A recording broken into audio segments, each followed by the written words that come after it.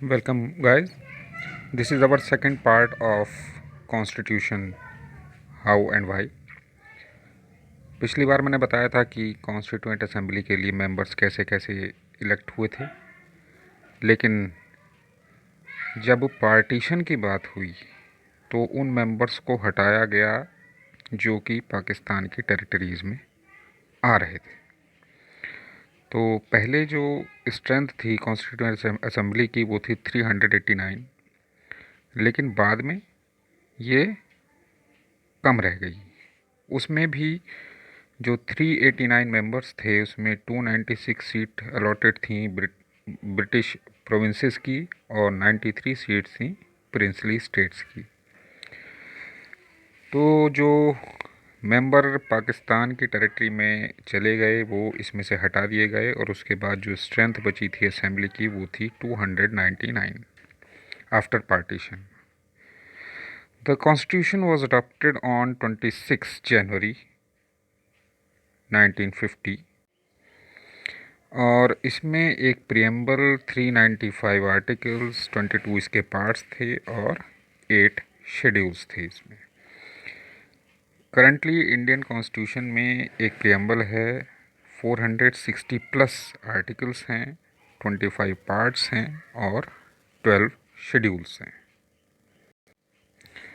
और जब ये कॉन्स्टिट्यूशन तैयार हुआ था 24 जनवरी 1950 को, तो इस पर मेंबर्स ने साइन किए थे। उस टाइम 284 मेंबर्स ने इस पर साइन किए थे जो वहाँ प्रेजेंट थे उस टाइम पर, और इस तरह हमारा कॉन्स्टिट्यूशन फाइनली पास्ड हुआ था। The constitution came into force on 26 January 1950। It took 2 years 11 months and 18 days। इसको पूरा करने में 2 साल 11 महीने और 18 दिन लगे, लगभग 3 साल। And the first temporary president of the constituent assembly was Sachchidananda Sinha. तो पहले जो टेम्परेरी प्रेसिडेंट बनाए गए थे वो थे सच्चिदानंद सिन्हा, और बाद में परमानेंट प्रेसिडेंट बने थे इसके डॉक्टर राजेंद्र प्रसाद।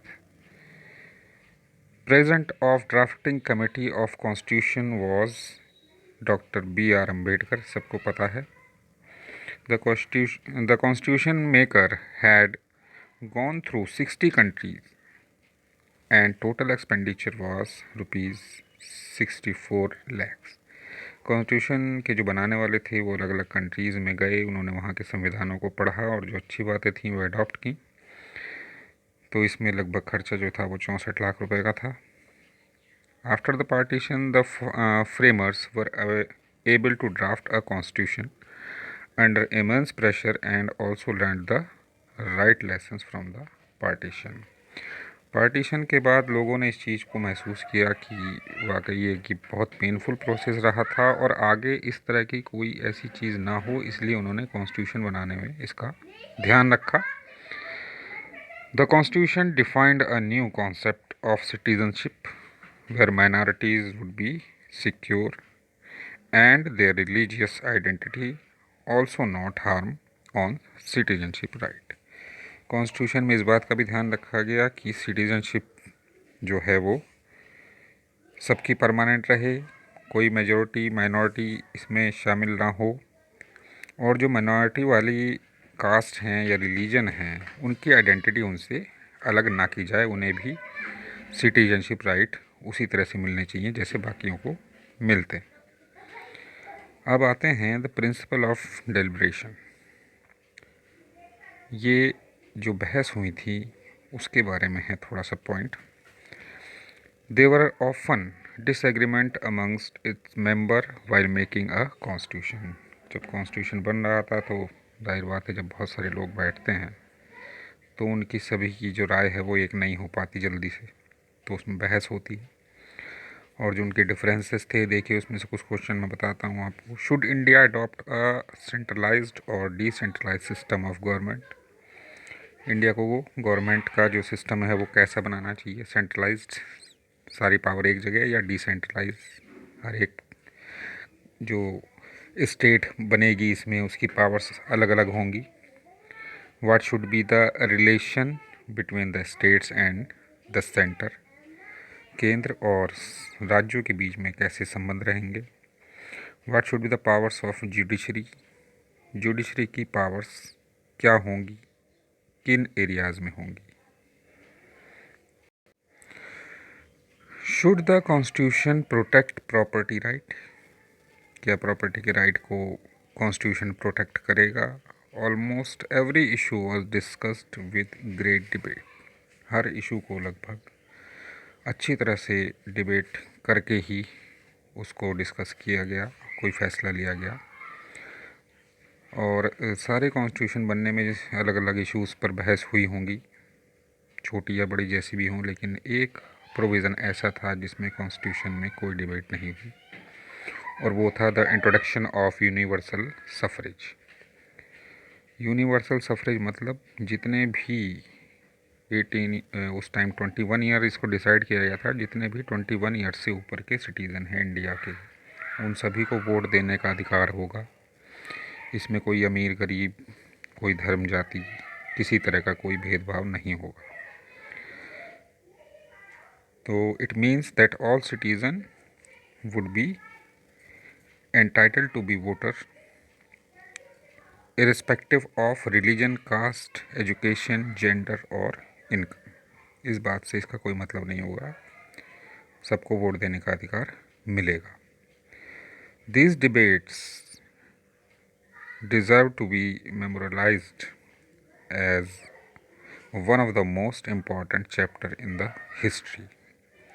तो जिस तरह से फ्रांस और अमेरिका के रेवोल्यूशंस को याद किया जाता है, उनको इम्पोर्टेंट माना जाता है, इसी तरह से ये बहस भी जितनी भी हुई थी, ये सब यादगार थी इंडियन हिस्ट्री में।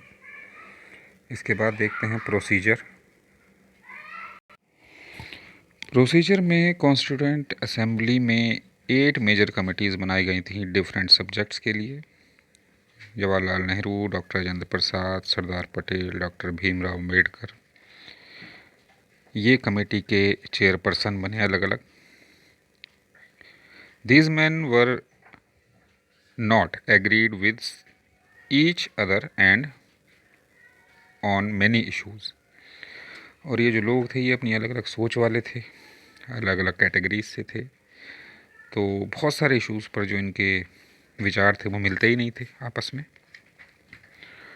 Ambedkar had been a bitter critic of the Congress and Gandhi, accusing them of not doing enough for the upliftment of scheduled caste। Ambedkar जो थे वो गांधी और कांग्रेस के खिलाफ में रहते थे, क्योंकि उनका मानना था कि कांग्रेस ने जो है शेड्यूल कास्ट के अपलिफ्टमेंट के लिए ज़्यादा कुछ किया नहीं है, उनको ऐसे ही इग्नोर किया है। पटेल और नेहरू कई इश्यूज़ पर डिसएग्री रहे, नेवरदलेस दे वर्क टुगेदर, लेकिन फिर भी उन्होंने सब ने साथ मिलकर काम किया। Each committee usually drafted particular provisions of the constitution and then drafted in the entire assembly. हर कमेटी का जो काम था वो अलग अलग मुद्दों पर बहस करना, उनके लिए प्रोविजंस बनाना था, और बाद में वो सब एक साथ सारी असेंबली के सामने रखा जाता था बहस के लिए। Some provisions were subject to the vote, कुछ प्रोविजंस ऐसे थे जिनमें वोट की ज़रूरत पड़ी, सारे मेंबर्स एग्री नहीं थे, तो मेजॉरिटी जिसकी तरफ होती थी वही डिसीजन लिया जाता था। एवरी सिंगल आर्ग्यूमेंट, क्वेरी और concern was responded to with great care and in writing. जो भी बात हुई, जो भी आर्ग्यूमेंट हुए, जो भी जानकारियाँ थीं, जो भी कंसर्न थे, इनके आपस में राय मशवरा जो करते थे, वो सब के सब बहुत ध्यान से और लिखित में हुए हैं, यानी कि सारी चीज़ें लिखी हुई हैं। The assembly met for 166 days spread over 2 years 11 months and 18 days। और ये असेंबली जो थी ये 166 दिन चली थी, जो कि 2 साल 11 महीने और 18 दिन में पूरे हुए थे। तो गाइस आज के लिए इतना ही, अगला पार्ट जल्दी भेजूँगा।